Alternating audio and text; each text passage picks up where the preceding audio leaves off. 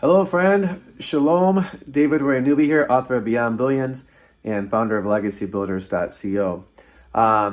Oftentimes, gifts come in different packages than we expect.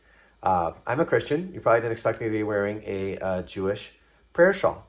But the reason I got this prayer shawl is it reminds me to be prayerful throughout the day and that we need God's blessings to succeed. Even atheist or agnostic billionaires, they're utilizing the principles of reaping and sowing that exist in the universe to be successful. So what are some gifts that might show up in packaging differently than what you're used to?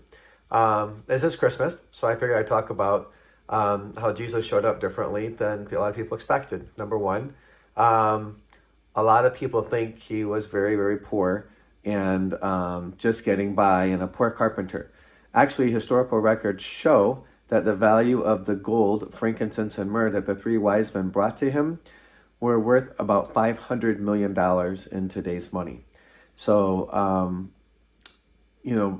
from the Christian perspective, Jesus not only came down to earth to show us how to live, even most religions agree that he lived a perfect life. There's no record of him sinning, in recorded history, and there's a lot of written recordings and a lot of historical accounts of his life.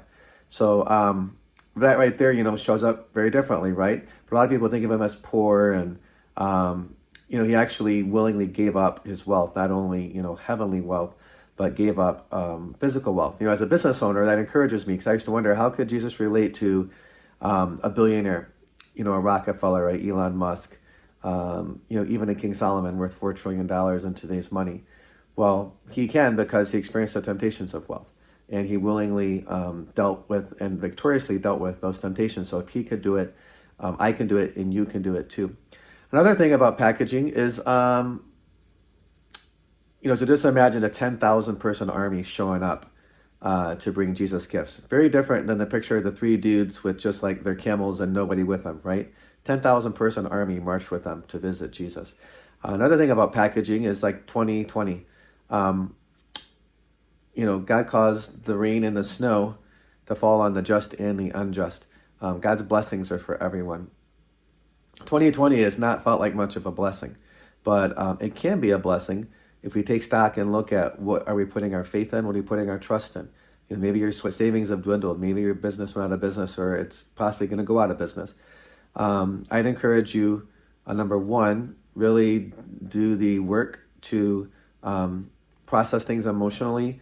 A lot of entrepreneurs experience PTSD, like people in war zones do, or people who have been human trafficked. So I encourage you, get physical healing, get emotional healing, get spiritual healing. There's a lot of great techniques you can do, like EMDR, rapid eye movement techniques to clear things emotionally and get it out of your body. You can do Wim Hof breathing.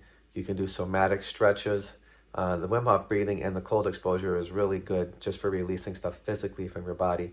But therapy can be really great too, just to talk things out. So I encourage you, and I believe prayer is very, very powerful. And scientists have actually shown that when you pray, your brain goes into another wave pattern than it does when you're awake or sleeping or doing other things. So I'd encourage you, pray and seek greater wisdom about how to best deal with the challenges we're all facing now and any challenge that you may face in the future.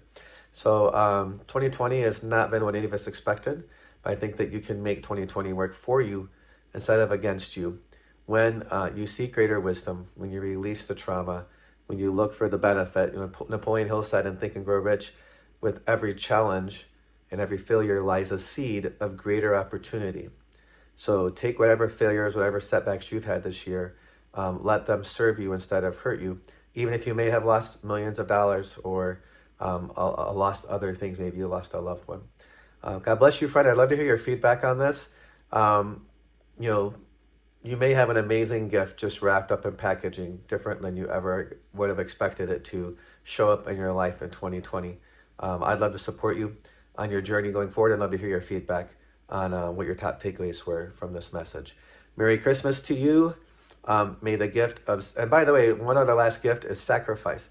Being able to sacrifice and serve other people is an amazing gift. Work itself is an act of sacrifice because you have to serve your customer.